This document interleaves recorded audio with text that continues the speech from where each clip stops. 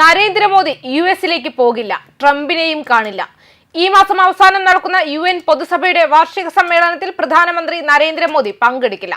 സമ്മേളനത്തിൽ പ്രസംഗിക്കുന്നവരുടെ പട്ടികയിൽ മോദിയുടെ പേരില്ല. വെള്ളിയാഴ്ച പുറത്തിറക്കിയ പ്രഭാഷകരുടെ പുതുക്കിയ താൽക്കാലിക പട്ടിക പ്രകാരം ഇന്ത്യയെ ഒരു മന്ത്രിയാണ് പ്രതിനിധീകരിക്കുന്നത്. ജൂലൈയിൽ പുറത്തിറക്കിയ പ്രഭാഷകരുടെ മുൻ താൽക്കാലിക പട്ടിക പ്രകാരം സെപ്റ്റംബർ 26-ന് പ്രധാനമന്ത്രി നരേന്ദ്രമോദി പൊതുചർച്ചയെ അഭിസംബോധന ചെയ്യുമെന്നാണ് അറിയിച്ചിരിക്കുന്നത്. എന്നാൽ പുതിയ പട്ടിക പ്രകാരം വിദേശകാര്യമന്ത്രി S ജയശങ്കർ സെപ്റ്റംബർ 27-ന് UN-ൽ പ്രസംഗിക്കും. ഇസ്രായേൽ, ചൈന, പാകിസ്ഥാൻ, ബംഗ്ലാദേശ് എന്നീ രാജ്യങ്ങളുടെ നേതാക്കൾ സെപ്റ്റംബർ 26-ന് UN പൊതുസഭയെ അഭിസംബോധന ചെയ്യും.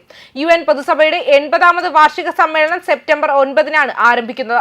സെപ്റ്റംബർ 23 മുതൽ 29 വരെ ഉന്നതതല പൊതുചർച്ച നടക്കും. പരമ്പരാഗതമായി ബ്രസീലാകും ആദ്യം പ്രസംഗിക്കുക. തുടർന്ന് US. ഇതിനനുസരിച്ച് US പ്രസിഡന്റ് ഡൊണാൾഡ് ട്രംപിന്റെ പ്രസംഗം സെപ്റ്റംബർ 23-നാണ്. രണ്ടാമതും പ്രസിഡന്റായ ശേഷം UN സമ്മേളനത്തിൽ ട്രംപിന്റെ ആദ്യ പ്രസംഗമാകും ഇത്. UN സമ്മേളനത്തിൽ പങ്കെടുക്കാൻ പ്രധാനമന്ത്രി US സന്ദർശിച്ചേക്കുമെന്നും നേരത്തെ റിപ്പോർട്ടുണ്ടായിരുന്നു. പ്രസിഡന്റ് ഡൊണാൾഡ് ട്രംപുമായി കൂടിക്കാഴ്ച നടത്തുമെന്നും സൂചനയുണ്ടായിരുന്നു. ഈ വർഷം ഫെബ്രുവരിയിൽ വൈറ്റ് ഹൌസിൽ ട്രംപുമായുള്ള ഉഭയകക്ഷി കൂടിക്കാഴ്ചയ്ക്കായി പ്രധാനമന്ത്രി മോദി US-ലേക്ക് പോയിരുന്നു. എന്നാൽ പിന്നീട് US-ഉമായുള്ള ഇന്ത്യയുടെ ബന്ധം വഷളാവുകയായിരുന്നു. റഷ്യയിൽ നിന്ന് എണ്ണ വാങ്ങുന്നെന്ന പേരിൽ ഇന്ത്യൻ ഉൽപ്പന്നങ്ങൾക്ക് US 50% തീരുവ ഏർപ്പെടുത്തുകയും ചെയ്തു.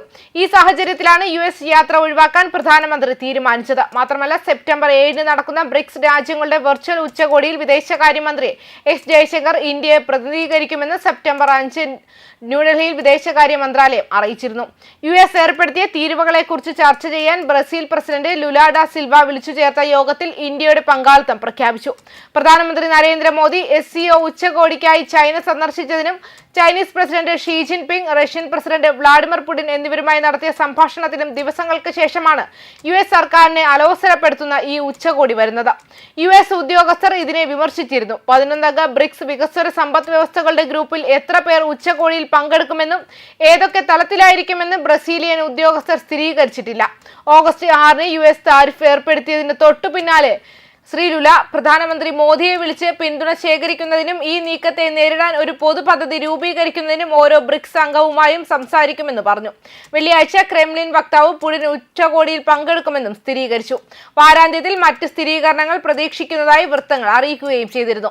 ഇന്ത്യയുടെ ഭാഗത്ത് നിന്ന് വിദേശകാര്യമന്ത്രിയായിരിക്കും ഇതിൽ പങ്കെടുക്കുക. പ്രതിവാര ബ്രീഫിംഗിൽ ചോദിച്ചപ്പോൾ വിദേശകാര്യ വക്താവ് രൺധീർ ജയ്സ്വാൾ പറഞ്ഞു, ഈ ബ്രിക്സ് ഉച്ചകോടി നേതാക്കളുടെ തലത്തിലാണെന്നും അദ്ദേഹം കൂട്ടിച്ചേർത്തു. എന്നാൽ എന്തുകൊണ്ടാണ് മോദി യോഗത്തിൽ പങ്കെടുക്കാത്തതെന്ന് അദ്ദേഹം വ്യക്തമാക്കിയില്ല.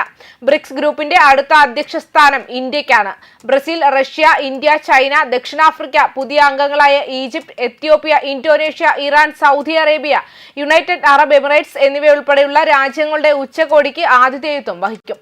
തിങ്കളാഴ്ച നടക്കുന്ന യോഗത്തിന്റെ പ്രത്യേക അജണ്ട ബ്രസീലിയൻ വിദേശകാര്യ മന്ത്രാലയം ഇതുവരെ പ്രഖ്യാപിച്ചിട്ടില്ല.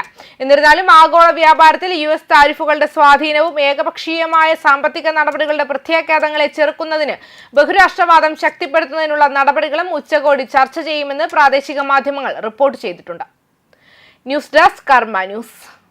ഈ ഓണത്തിന് മൈജിയിൽ മൊബൈൽ ഫോണുകളുടെ മാസ് കളക്ഷൻ, മാസ് വിലക്കുറവ്, സൂപ്പർ EMI ഓപ്ഷനുകൾ, ബ്രാൻഡ് ഓഫറുകൾ, ഇതിലെല്ലാത്തിലും ഉപരി മൈജി സ്പെഷ്യൽ ഓണം ഓഫറുകൾ. മൈജി ഓണം മാസ് ഓണം.